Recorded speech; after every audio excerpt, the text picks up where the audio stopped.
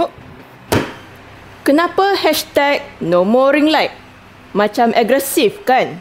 Sebab ring light macam ni tak power weh. Memang tak power.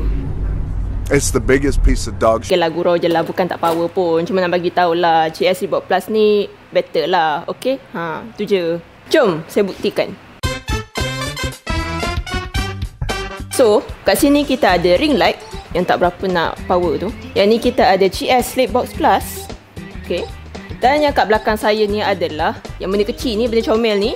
Ini adalah light meter. So, kita akan test kedua-dua lampu ni dengan menggunakan light meter. Between lampu dan juga light meter tu, kita akan letak dalam jarak 1 meter. So, macam kat sini sekarang kita nak tengok kecerahan ring light ni. 10 seconds later. So, ini adalah bacaan daripada ring light. 66 lux sahaja. So, next kita nak test kecerahan CS Slipbox Plus. 10 seconds later. Inilah kecerahan untuk CS Slipbox Plus. 427 lux. Nampak beza kan? So, sekarang korang dah tahu kan kenapa korang patut buang je korang punya ring light? Sebab ni lah, sebab lagi terang. So, kalau korang nak dapatkan CS Slipbox Plus, korang boleh grab dekat beg kuning sekarang. CS Studio, now you know.